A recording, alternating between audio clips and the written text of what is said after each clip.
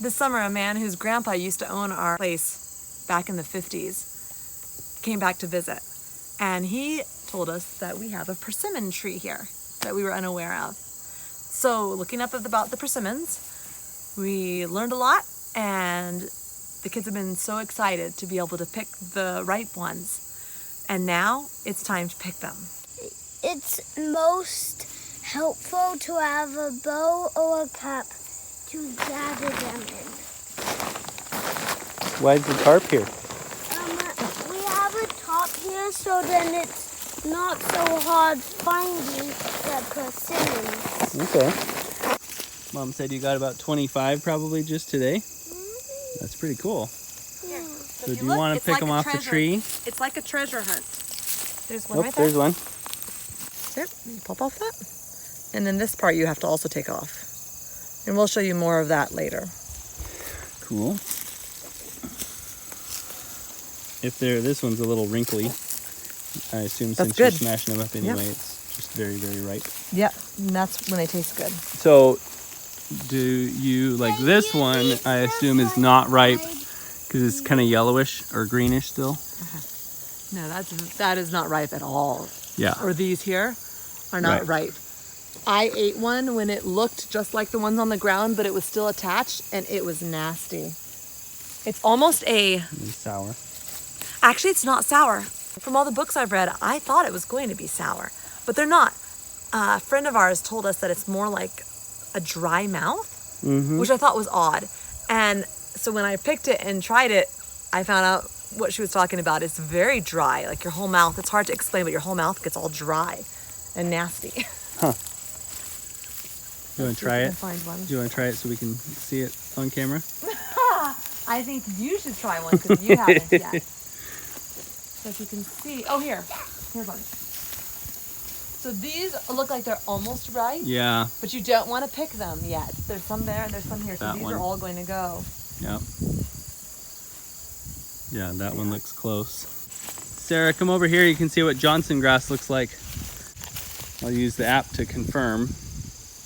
But I've been looking around our property to see if we had any. And I haven't seen in our lawn. I think we might have some. But this, I'm pretty darn sure, is it. It's just huge.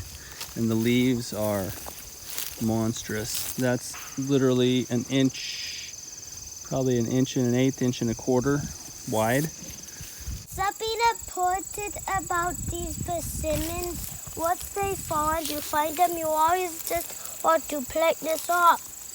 The tops off, you can see that I just did, because you might forget them and you don't want to eat them because they taste nasty. After you wash them, then you need to pick off these. Okay. So then Go ahead and do it. you just pluck them off like that. And then we're going to put them in this food mill. Show us how to do that. You just turn this handle and then you want to push them down a little bit when they get up so they actually get to these blades down here so they can actually turn into stuff. That's cool. Just smashes them down, huh?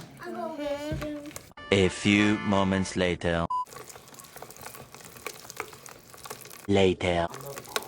No, it's okay. 20 minutes later. That's cool. That looks like enough. Nope, maybe we'll go more. You'll think it's done, but it's not. Eventually. You want to turn it backwards? Turn it backwards.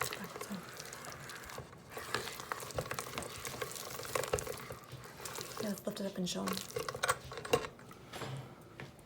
Here. Cool. We made applesauce with this food mill. So this turns into this, and then you have ingredients that turns it into this. Wow. Can you show me one of those and how it tastes? Ooh.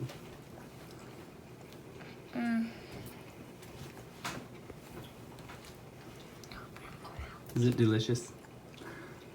How does a person who most recently lost teeth think they taste? I think that they taste more like some brown sugar and water and different stuff like that. Wow. They have a very discerning palate. Yum yum. Good job, guys. You can, if you want to make this recipe, the description is down below.